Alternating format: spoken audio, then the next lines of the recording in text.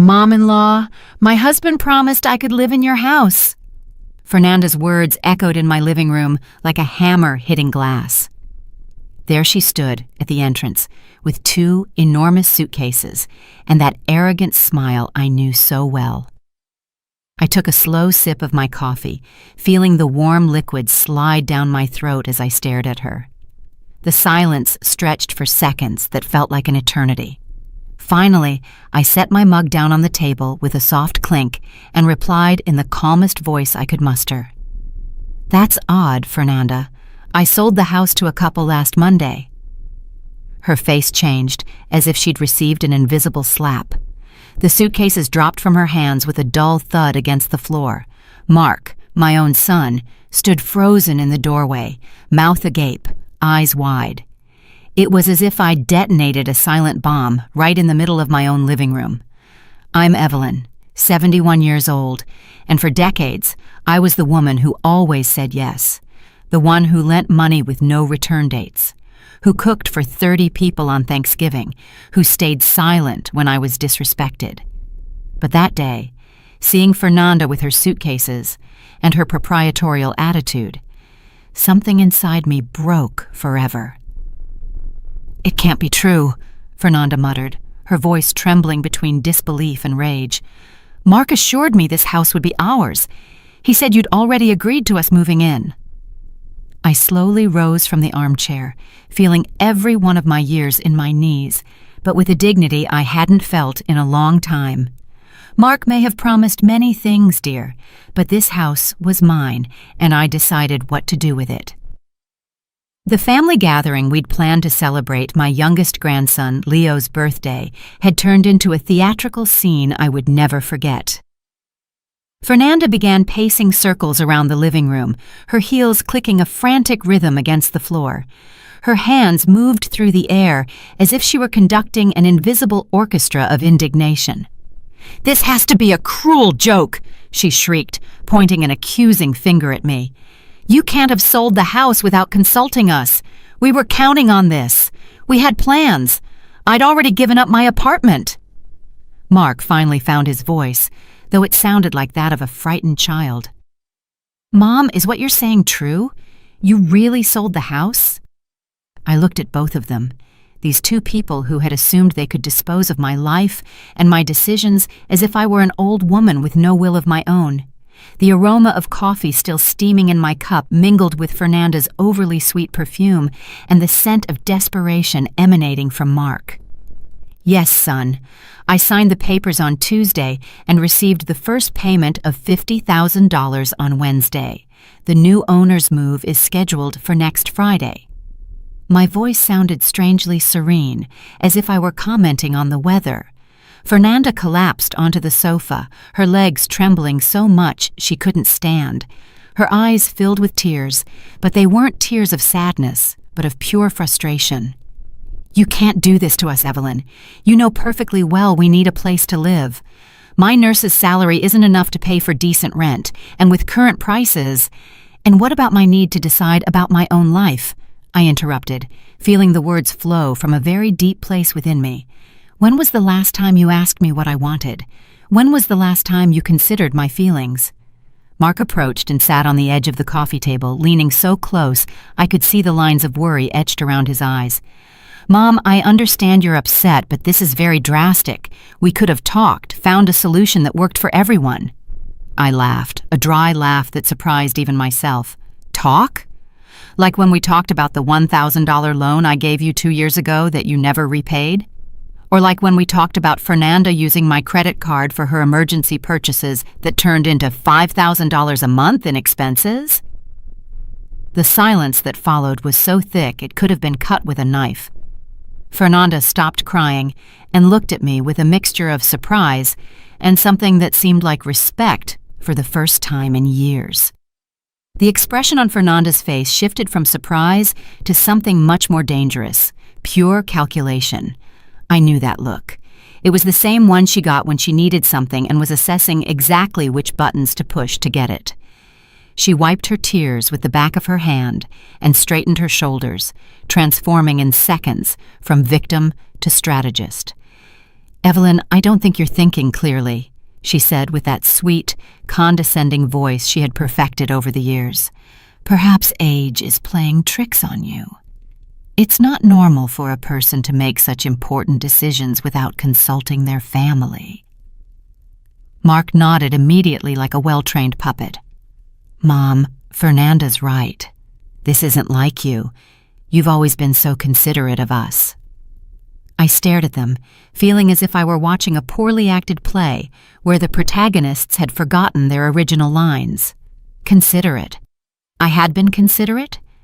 I let the question hang in the air as memories began to flow like an unstoppable waterfall. I remembered that March afternoon, 3 years ago, when Fernanda came to my house crying because the electricity had been cut off in her apartment. "It's only $400, Mom-in-law," she had said, using that diminutive that she knew melted my heart. "I promise I'll pay you back next month." I never saw that money again. But I did see a week later how she arrived with a new green dress that cost more than the electricity bill I had paid. I remembered the Thanksgivings where I'd get up at 5 in the morning to cook the turkey, prepare the mashed potatoes, bake the pies, and decorate the entire house while they arrived at 2 in the afternoon empty-handed, expecting everything to be perfect. "We know you love doing it, Mom," Mark would say every time I hinted that maybe they could help. "Nobody cooks like you." I remembered the birthdays where I bought the gifts, organized the parties, and cleaned up afterward, while Fernanda paraded around as the perfect hostess, receiving all the praise for events I had entirely planned and financed. "You know what isn't like me, Mark?" I said to him, rising again and walking toward the bookcase where I kept all my important documents. "What isn't like me is having allowed myself to be treated like a money and favor dispenser for so many years." I pulled out a brown folder containing all the receipts, all the checks, all the bills I had paid for them over the last decade. I let it drop onto the coffee table with a dry thud that made the coffee cup jump. "Here's the $2,500 hospital bill I paid when Fernanda broke her ankle skiing. Here's the $12,200 car insurance receipt I paid when Mark had his accident. And here," I held up a yellowed paper, "is the $8,000 promissory note you signed when I lent you money for the down payment on Fernanda's car." Fernanda had turned pale, but her voice maintained that false sweetness. "But Mom-in-law, we always thought that was good, that it was normal among family. You have more resources than us, and you've always been so generous." Generous. The word left my mouth like a whip. Generous or foolish? Because there's a very big difference between giving out of love and being systematically taken advantage of. Mark stood up abruptly, his cheeks reddened by something that might have been shame or anger. "Mom, you're being very unfair. We never asked you for anything you couldn't give, and we've always been grateful." "Grateful!" I laughed again. That laugh I was discovering had a strange power to cut conversations short. Like when Fernanda told her friends in my own kitchen that I was a bitter old woman who didn't know how to have fun. Or like when you told David that you wished I'd understand that times had changed, and I couldn't expect children to take care of their parents anymore. The silence that followed was different from the previous ones. This one had weight, texture. It was the silence of truths finally coming to light after years buried under layers of false politeness and unilateral sacrifices. Fernanda was the first to try to break it. "I never said that exactly." "You said exactly that, Fernanda." I was standing behind the bathroom door and heard every word. "I also heard when you said you hoped I'd soon understand that this house was too big for one person and that it would be perfect for a young family like yours." Mark's eyes darted quickly between his wife and me, as if he were watching an emotional tennis match where he didn't know which side to root for. "Listen, Mom," he finally said. "Maybe we've made mistakes, but selling the house like that, suddenly, without telling us anything, that's wrong too. This is the house where I grew up. All my childhood memories are here." I walked to the wall where the family photos hung. Pictures of young Mark playing in the yard, birthday photos, Christmases, graduations, all taken in this house, in these very corners where the end of a story that had lasted too long was now unfolding. You're right, son. All your childhood memories are here. But tell me, when was the last time you came to visit me just because you wanted to spend time with me? When was the last time you called me without needing something? Mark opened his mouth, but no sound came out. His eyes filled with a painful understanding that came too late. Fernanda, seeing that the emotional strategy wasn't working, changed tactics. Okay, Evelyn, I understand you're upset, but we can still fix this. You can cancel the sale. Surely there's a grace period. I'm not canceling anything, I said, with a firmness that surprised even myself. The new owners are an adorable young couple, Lily and Ben, who are expecting their first baby. They're going to fill this house with real love, not calculations and manipulations. Fernanda's face finally hardened, the mask she had worn for years dropping away. Fine, Evelyn.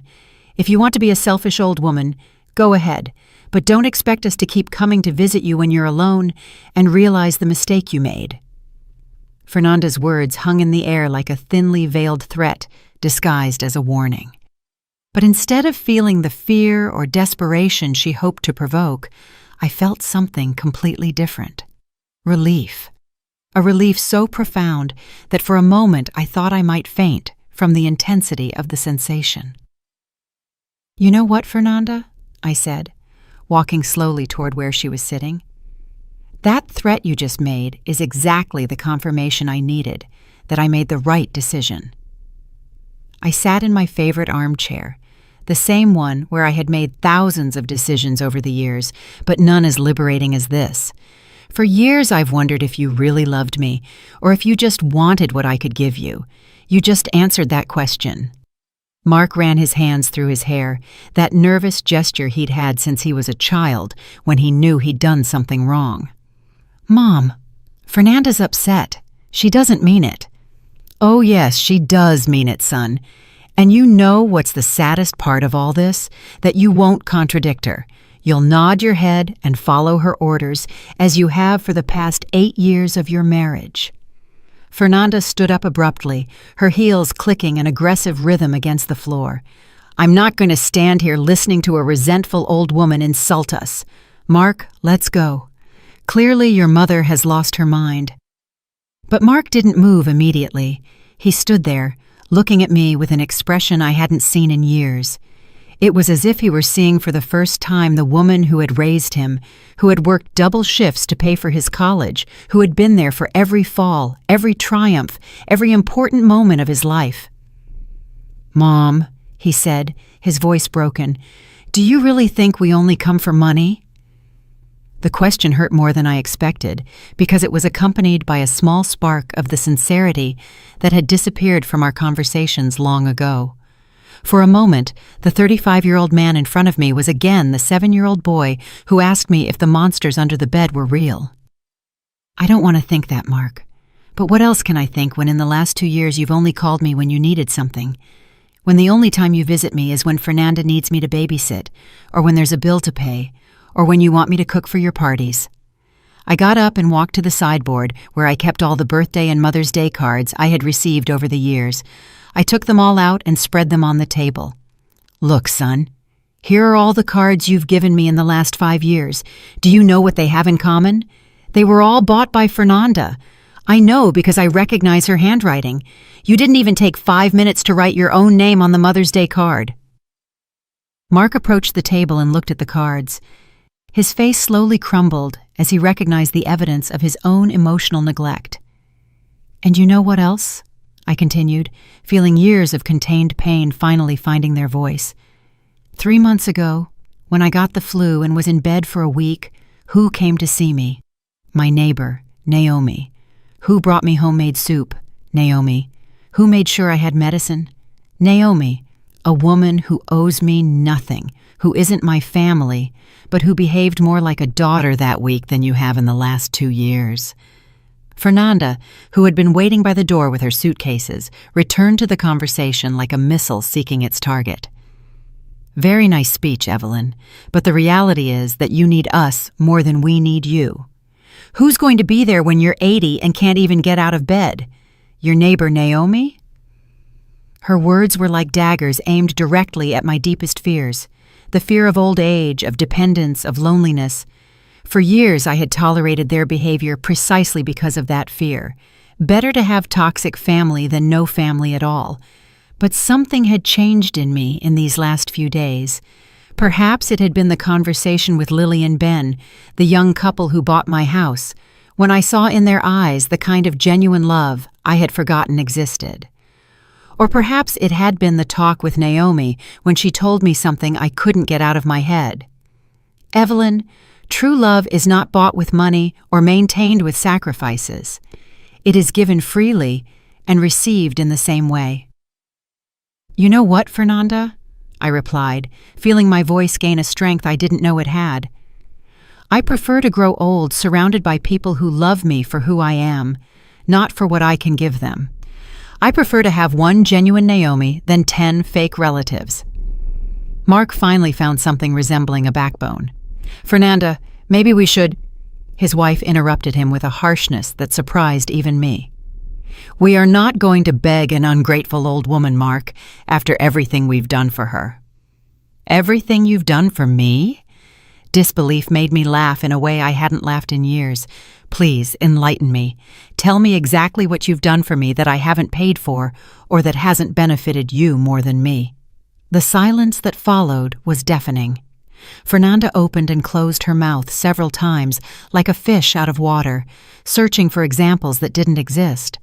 Mark tried to fill the void. Mom, we've always been here when you needed us. When have you needed me, son? My voice softened because this question didn't come from anger, but from a very deep sadness.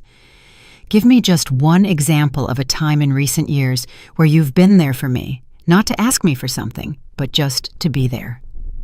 I watched as Mark desperately searched his memory, and the pain on his face told me everything I needed to know. He couldn't find a single example. Fernanda, seeing that the conversation wasn't going her way, played her final card. Fine, Evelyn, you win. But when you sell that house and spend all the money, and when you're living alone in some miserable apartment for old people, don't come crying to us asking for help. Don't worry, Fernanda, I replied with a smile that surprised me with how genuine it felt. I have no intention of bothering you ever again. I took Fernanda's suitcases and gently placed them outside the front door. I think it's time for you to go. The new owners are coming tomorrow to measure for curtains, and I wouldn't want this tense atmosphere to make them feel uncomfortable in their new home. The expression on Fernanda's face when I put her suitcases outside the door was a perfect mixture of shock and fury. I had never before seen anyone go from calculated manipulation to pure rage so quickly. Her cheeks flushed a deep red, and for a moment I thought she might explode right there in my entryway. You're kicking us out? She demanded in a voice so shrill that the neighbors 3 houses down probably heard her. You're kicking us out of your own home after all we've meant to you. I'm not kicking you out, I replied, with a calmness that surprised even myself. I'm simply being clear that this conversation is over. You've expressed your feelings. I've expressed mine, and I think we all know exactly where we stand. Mark approached me with glistening eyes, and for a moment, I feared he was going to cry. Mom, please. I know we've made mistakes, but we're family. Family doesn't abandon each other like this. His words hit me straight in the heart because for so many years I had believed exactly that family was sacred, that blood was thicker than water, that no matter how much they hurt you, you always had to forgive because they were family. You're right, Mark, I told him, gently touching his cheek as I used to do when he was little. Family doesn't abandon each other, but it also doesn't exploit, manipulate, or take for granted. I moved away from him and walked to the window overlooking the backyard, where I had planted roses 20 years ago. The same roses I had cared for religiously, pruned every season, protected from the cold every winter. Some had bloomed beautifully year after year. Others had never produced a single flower, despite all my care. Do you know what I learned from tending my garden, son? I asked him without turning around. That you can give a plant all the love, all the water, all the nutrients in the world. But if that plant is sick at the root, it will never blossom. And there comes a time when you have to make the difficult decision to pull it out so the healthy plants can grow. When I turned around, I saw that Mark had paled. He perfectly understood the metaphor. Fernanda, however, had gone from shock to strategic victimhood. She dramatically slumped against the doorframe, hand clutching her chest as if she were having a heart attack. "I can't believe how cruel you're being, Evelyn," she said in a trembling voice. "After all these years of loving you like a mother, of bringing you your grandchildren to enjoy, of including you in all our celebrations." "Including me?" The word came out of my mouth with more force than I intended. Including me as the unpaid servant who cooked, cleaned, and financed those celebrations? Including me as the free babysitter who watched the kids every time you wanted to go out? Including me as the personal bank that never charged interest and never demanded payments? I walked to the bookcase and pulled out another folder, this one filled with photos. Photos of birthdays, parties, family gatherings. In every one of them, I appeared serving, cooking, cleaning, or holding the children while others enjoyed themselves. "Look at these photos, Fernanda. In this one, I'm serving cake at your son's birthday while you pose for selfies. In this one, I'm washing dishes on Christmas Eve while you and Mark watch television. And in this one," I held up a particularly painful photo, "I'm standing alone in the kitchen preparing Thanksgiving dinner while you're in the living room laughing with your friends." Mark came closer and looked at the photos. His expression gradually shifted from confusion to understanding, and then to something that dangerously resembled shame. "Mom, I hadn't realized." "Exactly, son. You hadn't realized, because for you it was natural for me to be there, always available, always willing, always picking up the tab. It became so normal that you stopped seeing it." Fernanda, seeing that she was losing ground, changed strategy once more. "Okay, I admit that maybe we haven't been grateful enough, but that can change. We can do things differently from now on. You don't need to sell the house to send us a message." I looked at her for a long moment, studying her face. There was something almost desperate in her eyes now, a vulnerability I had never seen before. For the first time in years, she was realizing that she might actually lose access to her source of financial security. "Fernanda," I said softly, "have you ever asked me how I am? Have you ever asked me if I feel lonely? If anything hurts? If I'm afraid of anything? Have you ever asked what dreams I have that I haven't fulfilled? What places I want to visit? What things I want to do before it's too late?" Her silence was answer enough. "Because I have asked myself those things about you. I know Mark wants to change jobs but is afraid. I know you dream of opening your own clinic. I know the kids need braces and that you've been putting it off for money. I've worried about your problems. I've lost sleep thinking about how to help you." I walked to the table where I had left the house sale documents. I picked up one of the papers and showed it to Mark. "Do you know how much money I received for the house, son? $250,000. A considerable sum for a woman my age. And do you know what I was thinking when I signed those papers? I was thinking of using part of that money to help you with the down payment on your own house, to pay for the kids' braces, to help Fernanda with her clinic." I saw both their eyes light up with hope, and it pained me to have to continue. But then I realized something. I realized that if I died tomorrow, you wouldn't cry for Evelyn, the woman who loved you unconditionally. You would cry for Evelyn, the source of easy money that had just disappeared. Mark slumped onto the sofa as if he had been hit. "Mom, that's not true." "It is, son." "Then explain to me why in the last 6 months, every time you've called me, it's been to ask me for something. Explain to me why Fernanda never calls me to ask how I am, only to let me know when she needs me to babysit the kids." Fernanda finally found her voice. "Evelyn, maybe we're not perfect, but we're not the monsters you're portraying either. We make mistakes like everyone else. Mistakes are made once, Fernanda. This has been a pattern for years, and the saddest thing is that I don't think you even realize what you've been doing." I sat in my armchair and looked at both of them. Mark had his head in his hands, and Fernanda was crying silently. For the first time in a long time, her tears seemed genuine. "I want you to understand something," I told them in the gentlest voice I could find.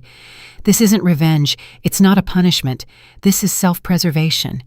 It's a 71-year-old woman finally saying, 'Enough,' before it's too late to regain her dignity." The sound of the doorbell interrupted the moment. Through the window, I could see Naomi's car parked in the driveway. "That must be Naomi," I said, getting up. I asked her to come because I knew this conversation was going to be difficult, and I wanted to have someone close by who genuinely cares about me. When I opened the door, Naomi looked at me with those kind eyes that had been my refuge during so many lonely afternoons. At 68, she still had that vital energy that had taught me that age was just a number when the heart stayed young. She carried a tray of homemade cookies and a thermos of freshly brewed coffee. "How are you doing, dear?" she asked me softly, glancing discreetly toward where Mark and Fernanda were still in the living room. "Do you need me to stay, or would you prefer I come back later?" "Stay, please," I replied, taking her free hand. "I think it's important for them to hear what a true friendship sounds like." We entered the living room together. The difference in the atmosphere was immediate and palpable. Naomi radiated a genuine warmth that contrasted dramatically with the tension Mark and Fernanda had brought into my home. "Good morning," Naomi greeted my visitors courteously, placing the tray on the dining table. "I'm Naomi, Evelyn's neighbor." Mark automatically stood up, still retaining the manners I had taught him as a child. "Nice to meet you. I'm Mark, Mom's son." Fernanda barely mumbled a greeting, clearly annoyed by the interruption. Her eyes assessed Naomi from head to toe, as if trying to decipher what threat this older woman posed to her plans. "Evelyn told me about selling the house," Naomi said, as she poured coffee for everyone, even for Mark and Fernanda, without anyone asking her. How exciting it must be to start a new chapter at 71. The naturalness with which Naomi spoke about my decision as something positive and exciting, instead of the tragedy Mark and Fernanda wanted to portray, completely changed the energy of the room. "You knew about this?" Fernanda asked with an accusatory tone that made me ashamed of my daughter-in-law's rudeness. Naomi smiled with that infinite patience she had developed raising 6 children of her own. "Evelyn and I have talked many times about her plans for the future. When you live as long as we have, you learn that life is too short to waste it on situations that don't nourish your soul." She sat next to me on the small sofa and automatically adjusted the cushion behind my back, a gesture so natural and considerate that it filled my eyes with tears. It was the kind of small but significant attention I hadn't received from my own family in years. "Besides," Naomi continued, "Evelyn has been so excited planning her new apartment. She already told you about the place she found near downtown. It has a beautiful view of the park and is 2 blocks from that bookstore she loves so much." Mark frowned. "What apartment?" "Mom, you hadn't told us anything about moving somewhere else." The disbelief in his voice was almost comical. He really expected that after selling my house, I would be living on the street. "Why would I tell you?" I replied, accepting the cup of coffee Naomi offered me. "In recent years, the only information about my life that has interested you is how much money I have available for your emergencies." Naomi nodded understandingly. "It's funny how sometimes the people who should know us best are the ones who know the least about our true feelings and desires." Fernanda couldn't contain her irritation. "Excuse me, ma'am, but this is a family matter. I don't think it's appropriate for you to—" "You, Fernanda!" I interrupted her with a firmness that surprised me. "Naomi has shown more genuine interest in my well-being in the last 2 years than you have in the last 8. If anyone is inappropriate in this conversation, it's certainly not her." Naomi placed a gentle hand on my arm. "It's okay, Evelyn. I understand emotions are running high." But there was something about Naomi's presence that was revealing contrasts I hadn't fully noticed myself. The way she automatically made sure everyone had coffee. The way she had brought homemade cookies simply because she knew it was going to be a difficult day for me. The care with which she had asked about my well-being before entering. "You know what?" I said to Mark and Fernanda. "I want you to observe something. Naomi arrived here 10 minutes ago. In that time, she made sure we all had something to drink. She brought homemade food to share, adjusted my cushion to make me more comfortable, and asked me how I was feeling. That's 10 minutes. You've been here an hour, and all you've done is demand, manipulate, and threaten. The silence that followed was interrupted by Naomi, who with her usual wisdom decided to share something that would completely change the perspective of the conversation. "You know," she said, taking a cookie from the tray, "my youngest daughter did something similar to me a few years ago. She assumed that because I was her mother, she had an automatic right to my house, my money, my time. She got furious when I decided to move to a smaller apartment and use the money from the sale to travel." Mark straightened up, clearly interested in hearing about someone else who had gone through a similar situation. "What happened?" he asked. At first there was a lot of drama, tears, reproaches, threats of never speaking to me again. But you know what I discovered?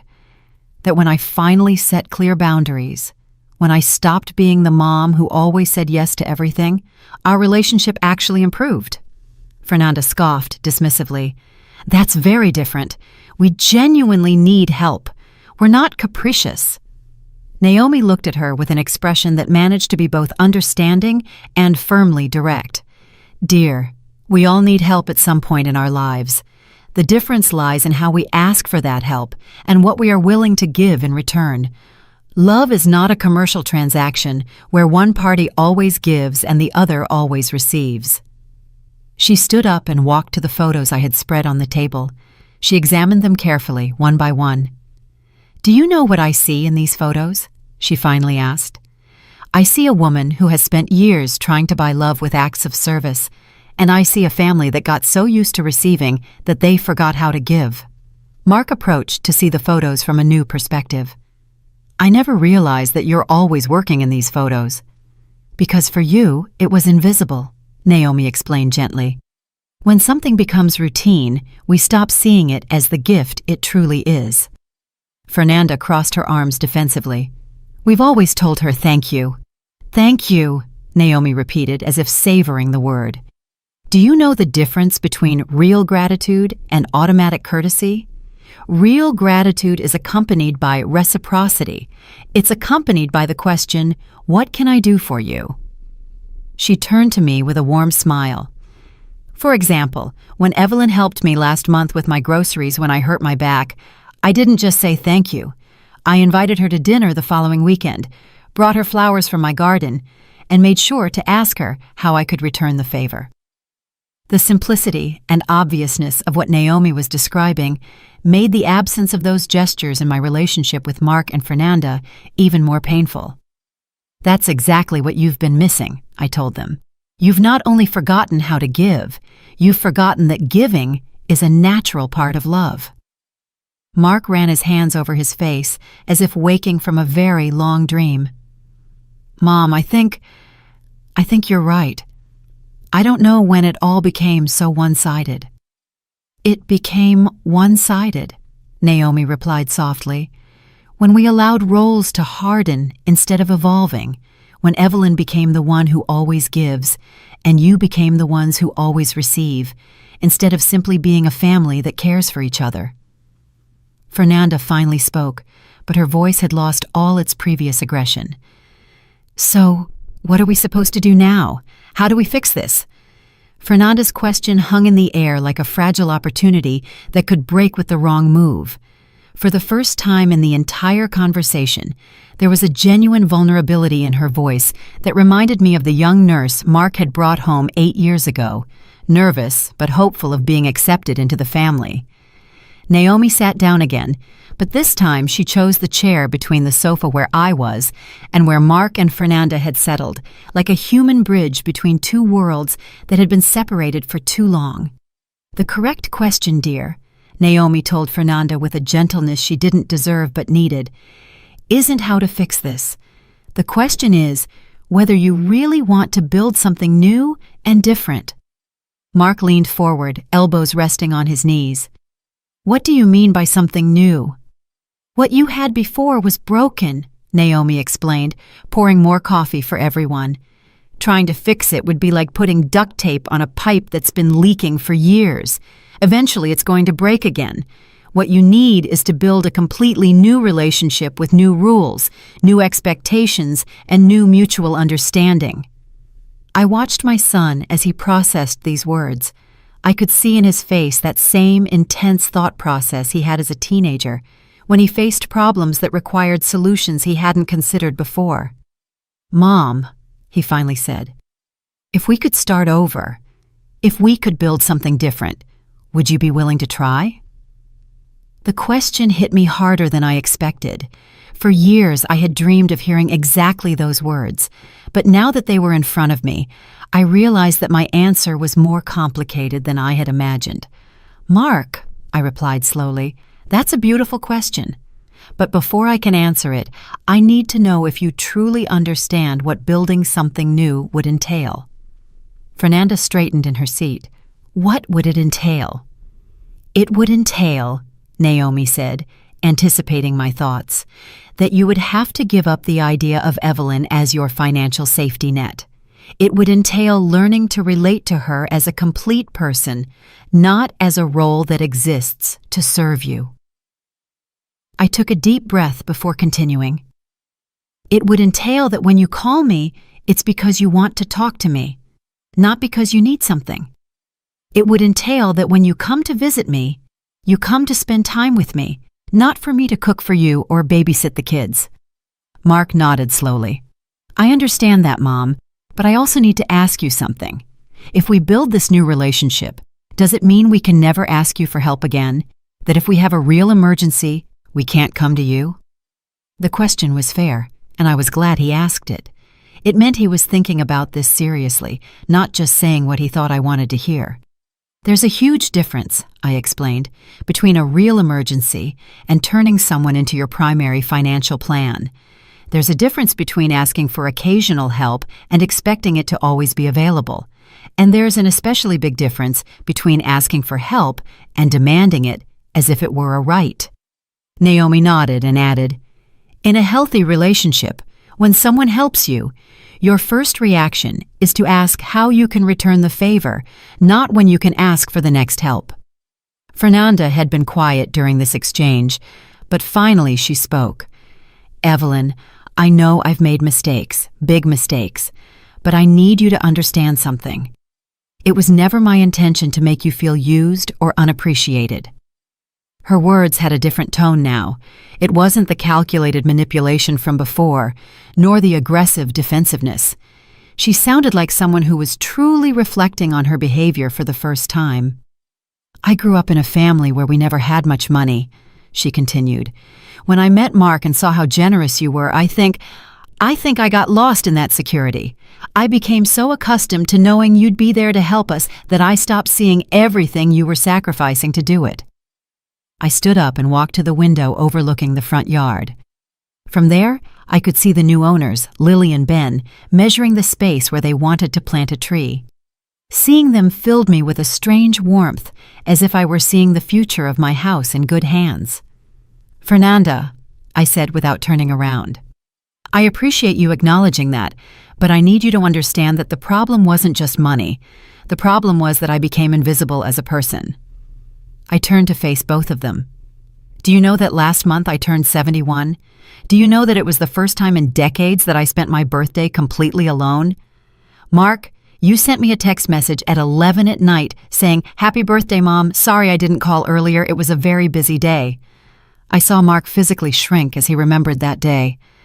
"And Fernanda," I continued, "you didn't even remember it was my birthday until 3 days later, when you needed me to babysit the kids, and Mark reminded you that you had forgotten to congratulate me." The silence that followed was different from all the previous ones. This one was laden with a painful understanding that was finally taking real shape in their minds. Naomi stood up and came to stand next to me at the window. "Do you know what I did on Evelyn's birthday?" she asked without turning to look at them. "I arrived at 8 in the morning with a homemade cake and flowers from my garden. We spent the whole day watching old movies and telling each other stories about our children when they were little. It was one of the most beautiful days I've had in a long time." Mark stood up abruptly and walked toward where we were. "Mom, I didn't know you had spent your birthday alone. If you had told me, if I had told you, son, I interrupted him. If I had told you that I felt lonely, if I had told you that I needed my only son to remember my birthday without me having to remind him, those aren't things a mother should have to ask for. Fernanda came closer, with genuine tears in her eyes. Evelyn, I don't know what to say. I have no excuse for having forgotten your birthday.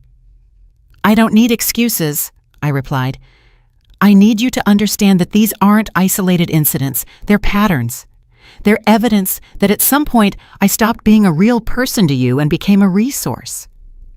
Naomi put a hand on my shoulder. But you also need to understand, she said to Mark and Fernanda, that Evelyn isn't sharing this to punish you. She's sharing it because she wants you to understand what needs to change if you're going to try to build something new.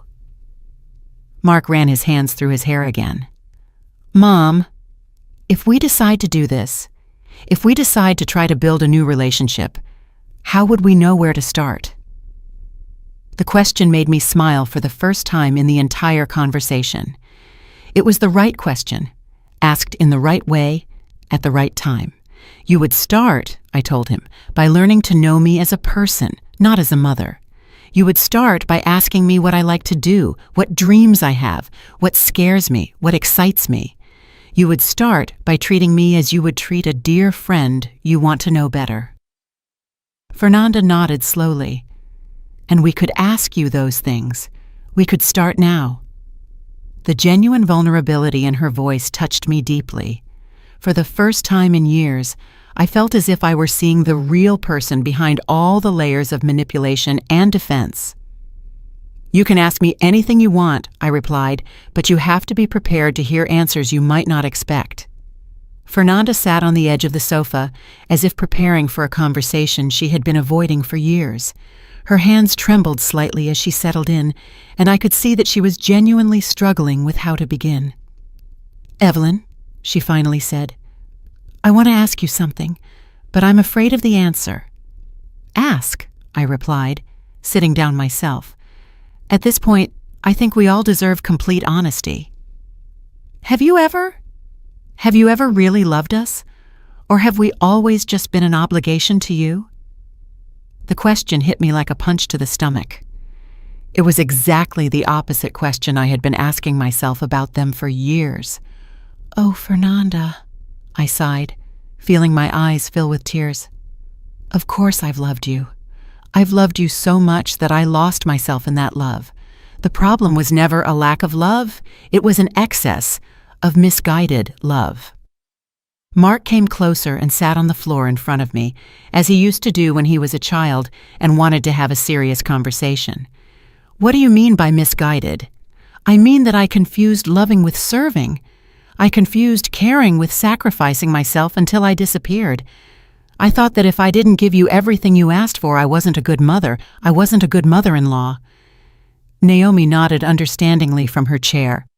It's something many women of our generation learned, that our value was in how much we could give, not in who we were as people. Exactly, I continued. Every time you had a problem, I felt it was my responsibility to fix it. Every time you needed money, I felt it was my duty to give it to you. Every time you needed help, I felt it was selfish if I wasn't immediately available. Fernanda wiped the tears that had begun to roll down her cheeks. But we never asked you to be perfect all the time. You didn't ask with words, I explained, but you expected it with actions. When I couldn't help immediately, there were long faces, comments about how difficult your situation was, indirect remarks about other mothers who were always there for their children. Mark lowered his head. Mom, I didn't realize I was doing that. Son, I want to tell you about a specific day that changed something in me forever, I said, taking a deep breath. It was 6 months ago. Fernanda had asked me to babysit the kids because you had an important dinner for Mark's work. I had been feeling ill all week, but I didn't want to tell you because I knew how important that dinner was. Fernanda straightened up, as if she knew exactly what day I was talking about. I spent the whole afternoon taking care of the kids while I had a fever. I helped them with their homework, prepared their dinner, bathed them, read them bedtime stories. When you returned at 11 at night, I was so sick I could barely stand. Mark frowned. Why didn't you tell us you were sick?" "Because when you arrived, the first thing Fernanda did was complain that the house was messy. The second thing she did was ask me if I had vacuumed the carpet. The third thing was to comment that the children had dark circles under their eyes and that I had probably let them watch too much television." Fernanda's face completely crumbled. "Oh my God, Evelyn, You didn't say thank you once that night," I continued. "Mark, you went straight to watch television. Fernanda, you started reorganizing the kitchen as if I had done everything wrong. I went home that night with a 104-degree fever, feeling like I had failed as a grandmother and a mother-in-law." Naomi stood up and came to sit next to me, taking my hand. "That was the night you called me crying." "Yes," I admitted. "That was the night Naomi came to my house at midnight with medicine and soup and stayed taking care of me until the fever went down." Mark looked genuinely devastated. "Mom, I didn't know. If I had known you were sick, but that's the problem, son. You shouldn't have needed to know I was sick to treat me with basic consideration and gratitude." Fernanda stood up abruptly and began pacing back and forth across the living room. "I can't believe how awful we've been. I can't believe I didn't realize." "Fernanda," I interrupted her gently, "sit down. I don't need you to punish yourself. I need you to understand." She sat down, but her breathing was agitated. "How can you be so calm about this? If I were you, I would have yelled at us years ago." "Because yelling wouldn't have changed anything," I explained. "It would have just been noise. What I needed was action. I needed to change the dynamic, not just express my frustration." Naomi nodded. "Evelyn spent a long time processing these feelings before deciding to sell the house. It wasn't an impulsive or vengeful decision." "Exactly," I confirmed. "It was a carefully thought-out decision after months of reflection. After realizing that if I didn't change something drastically, I was going to spend the rest of my life feeling invisible in my own family." Mark got up from the floor and sat in the chair in front of me. "Mom, I want to ask you something specific. If we decide to try to build this new relationship, what would you need to see from us to know that something has truly changed?" The question was intelligent and practical. I took a moment to think before answering. "I would need to see that you can spend time with me without needing anything. I would need to receive phone calls that start with, 'How are you?' instead of, 'I need you to.' I would need to see that you are genuinely interested in my life, my opinions, my feelings." "What else?" Fernanda asked. "I would need to see reciprocity. If I help you with something, I would need to see that you look for ways to help me too, not necessarily with money, but with time, attention, consideration." Naomi smiled. "Like when my daughter started bringing me flowers every time she came to visit me after we had our difficult conversation." "Exactly," I confirmed. "Gestures that show you think of me when I'm not in front of you, that you value my well-being not just when you need it for your own plans." Mark nodded slowly. "That makes sense. And what about financial boundaries? How would we handle that in this new relationship?" "That's an important question," I replied. "We would have to establish clear boundaries from the beginning. If you ever need genuine financial help, we would have to sit down and talk about it honestly. Discuss if it's really an emergency, if there are other options, and how repayment would be handled if applicable." Fernanda timidly raised her hand. "And if we make mistakes while we're learning? If we fall into old patterns without realizing it?" "Then we'll talk about it," I replied. "But the difference would be that in a new, healthy relationship, when someone points out a problem, the response isn't defensiveness or manipulation. The response is, 'You're right. How can I do better?'" Naomi stood up to pour more coffee. "You know what? I think this conversation is already evidence that real change is possible. 2 hours ago, you were here demanding and threatening. Now you're asking and listening." Mark smiled for the first time all afternoon. "You're right. I feel different, like I'm seeing my mom for the first time in years. And I feel like I'm getting my son back," I replied, feeling a genuine warmth toward him for the first time in a long time. Fernanda cleared her throat. "Evelyn, I know this is going to sound strange after everything that's happened today, but could you tell us about your new apartment? I'd like to know more about this new life you're building." Fernanda's question pleasantly surprised me. It was the first time in years that someone in my family showed genuine curiosity about my personal plans, about my dreams, about what I wanted for my own life. "My new apartment?" I repeated, feeling a genuine smile spread across my face. "You really want to know about it?" "Yes," Mark said, leaning forward with real interest. "I want to know what excites you about this new chapter." I stood up and went to the desk where I had kept all the photos and brochures of the apartment. I had been looking at them almost every night for the past few weeks, planning what my new life would be like. "It's on the 5th floor of a beautiful building near downtown," I began, spreading the photos on the table. "It has 2 bedrooms, one for me and another that I want to turn into an art studio." Fernanda came closer to see the photos. "An art studio? I didn't know you liked art." "There's a lot about me you don't know," I replied, but without bitterness this time, rather with a kind of anticipated excitement. "Before I married your father, I used to paint. I was quite good. In fact, I won some local contests when I was in my 20s. Mark picked up one of the photos and studied it carefully. "Mom, you never told me that. Why did you stop painting?" "Because when your father and I got married, he thought painting was a waste of time. He said a wife had more important responsibilities, and then you arrived, and then all the responsibilities of the house, of work, of taking care of everyone." Naomi smiled from her chair. "Tell them about the painting classes you're going to take." "You're going to take classes?" Fernanda asked with genuine surprise in her voice. "Yes," I replied, feeling an excitement I hadn't felt in decades. "There's a community center near the apartment that offers watercolor classes for seniors. They also have a book club, dance classes, and walking groups." Mark seemed to be seeing a completely new person. "Mom, you like to dance?" I laughed, remembering how much I had loved dancing when I was young. "Your father hated dancing. He always said it was ridiculous for people our age, but yes, I love to dance, or I used to. I guess I'm going to find out if I still like it." "And what else are you going to do in your new life?" Fernanda asked, glancing at the apartment photos. "Well," I said, picking up another photo, "this is the view from the living room. See that park? I'm going to walk there every morning.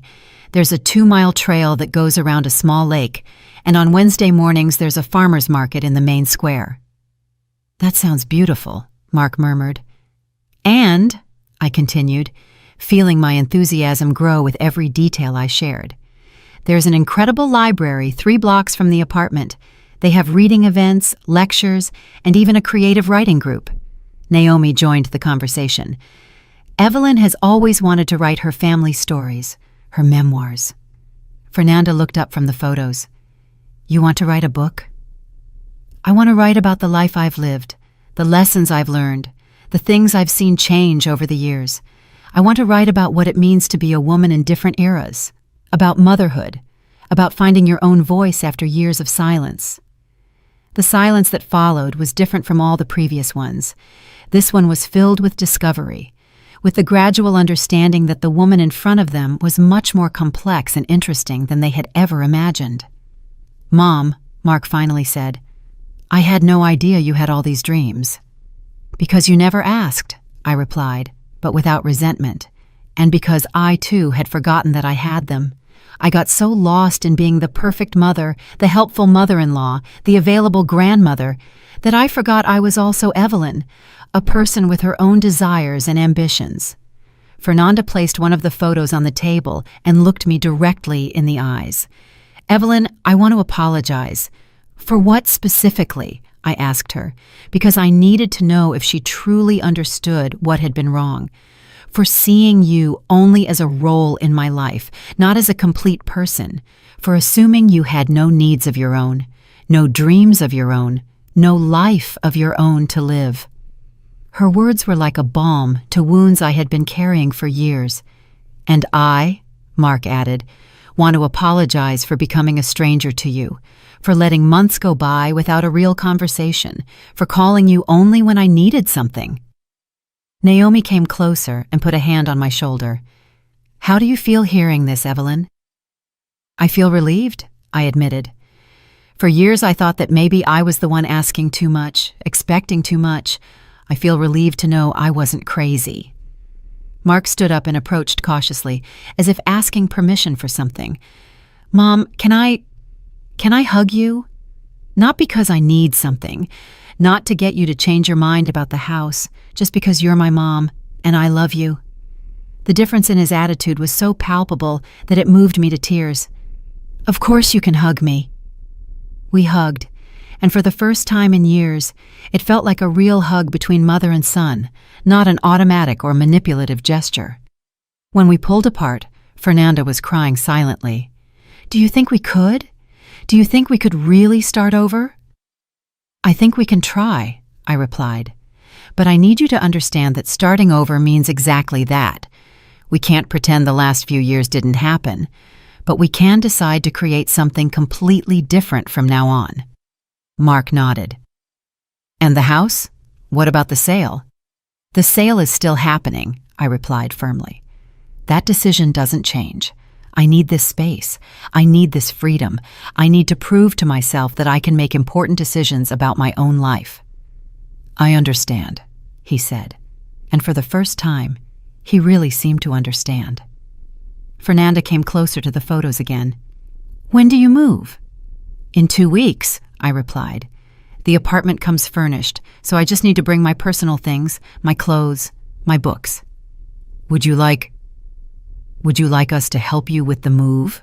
Mark asked timidly. Not because we have to, but because we'd like to. The question surprised me so much that I didn't know what to answer immediately. Naomi smiled. See, they're already learning to offer instead of just receiving. I'd love for you to help me with the move, I finally said. But only if you truly want to, not out of obligation. We want to, Fernanda said, and her voice sounded different, more sincere, warmer. And afterward, after you're settled, we could come visit you to see your new life, to see your art studio when it's ready. I would really like that, I replied, feeling a cautious but real hope growing in my chest. 3 months later, I was sitting on the terrace of my new apartment with a steaming cup of coffee in my hands and a perfect view of the park where I had started walking every morning. The afternoon sun created golden patterns on the pages of the journal where I had been writing my memoirs, and for the first time in decades, I felt completely at peace with myself. The doorbell rang, interrupting my thoughts. Through the intercom, I heard Mark's voice. Mom, it's us! Can we come up? Of course, I replied, pressing the button to open the building door. As I waited for them to reach the 5th floor, I reflected on how things had changed in these 3 months. Mark and Fernanda's visits were now completely different. They arrived with flowers, with genuine questions about my day, with real time to talk instead of rushing to get something and leave. When I opened the door, Mark had a small potted plant in his hands, and Fernanda carried a bag that smelled deliciously of homemade food. We brought lunch, Fernanda announced with a genuine smile. I thought we could eat together, and then, if you want, I'd love to see how your art studio is coming along. I brought this plant for your terrace, Mark added. Naomi told me you like plants with red flowers. I was touched that they had spoken to Naomi to find out what I liked, instead of assuming or arriving empty-handed as they used to do. Come in, I told them, feeling genuinely happy to see them. While Fernanda set the table with the food she had brought, Mark stood looking out the window toward the park. Mom, you look different, he said. You look younger, more radiant. I feel different, I replied, serving them fresh lemon water. I feel like myself for the first time in many years. Fernanda approached from the kitchen, wiping her hands with a cloth. Evelyn, I want to tell you something. Last week I went to therapy. The news pleasantly surprised me. Really? Yes, she nodded, sitting on the sofa. After our conversation at the house, I realized I needed help to understand why I had developed those behavior patterns, why I had become so opportunistic. Mark sat next to his wife. I've also been doing a lot of reflecting. I've been thinking about how I grew up seeing that you were always available for everything, and how that made me assume it was normal to expect that from you forever." "And what have you discovered?" I asked, genuinely curious. "That we both had fears," Fernanda admitted. "I was afraid of not being good enough, of not being able to provide for my family, so I clung to the security you represented, and Mark was afraid of disappointing everyone. So it was easier to let you handle the difficult things. But those fears don't justify how we treated you," Mark quickly added. "They just help us understand so we can truly change." I sat in my favorite armchair, the same one I had brought from the previous house, but which now felt completely different in this new space. "I appreciate that you're doing that internal work," I told them, "because a new relationship requires us all to grow, not just to change superficial behaviors." Fernanda nodded. "And I want you to know that I've started working extra shifts at the hospital. Not because we desperately need the money, but because I want us to have our own financial stability. I don't want you to ever again have the worry that we're only coming to see you when we need money." "That means a lot to me," I replied sincerely. Mark got up and walked to the corner where I had set up my art studio. "Mom, these paintings are incredible. I didn't know you had so much talent." I got up to join him. In the last 3 months, I had painted 6 watercolors: landscapes of the park, portraits of Naomi, abstractions of the feelings I had been processing during this transition. "This is my favorite," I told him, pointing to a painting of an old tree with deep roots but new branches sprouting toward the sun. "I painted it thinking about us, about how we can maintain our family roots but grow in new and healthy directions." Fernanda came closer too and studied the painting in silence for a few moments. "It's beautiful, Evelyn, and I perfectly understand the symbolism." "Do you know what else I've been doing?"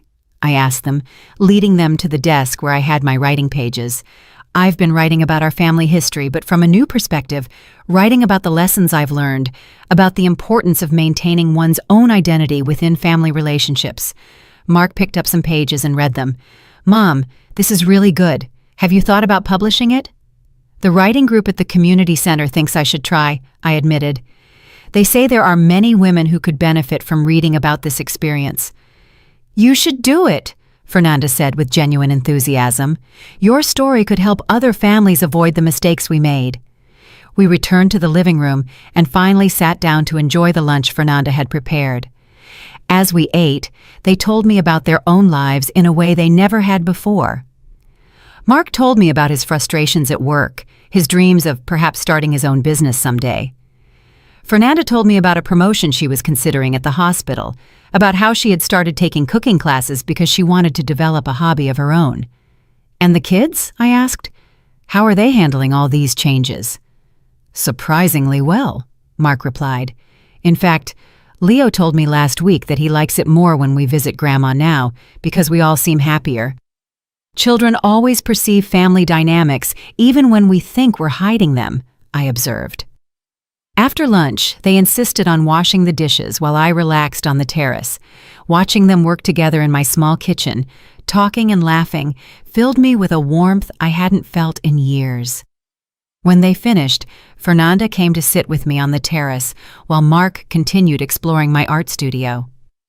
"Evelyn," she said softly, "I want to thank you." "Thank me for what?" "For not giving up on us. For making the difficult decision to sell the house and force us to confront reality, for giving us the opportunity to truly know you and to become better people." Her words deeply moved me. "Fernanda, what I did wasn't just for you. I did it for me, but I'm so glad it resulted in something good for everyone." Mark joined us on the terrace, bringing 3 cups of coffee he had prepared. "Mom," he said, "I want to ask you something important. Tell me, are you happy? Truly happy?" The question made me smile from the soul. "Yes, son, I am happy. For the first time in many years, I am genuinely happy." "It shows," he told me, sitting in the chair next to me. "And I want you to know that seeing you so happy makes us happy too." As the sun began to set over the park, the three of us sat in comfortable silence, enjoying the present moment.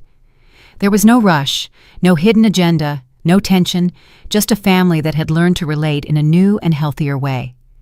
"You know what?" I finally told them. "Today you didn't ask me if I needed anything, nor did you ask me for any favors, nor did you mention any financial problems." "Because we didn't come for that," Fernanda replied.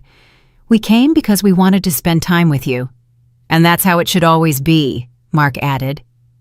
As they prepared to leave that afternoon, they hugged me with a genuine warmth that reminded me why this new relationship had been worth fighting for.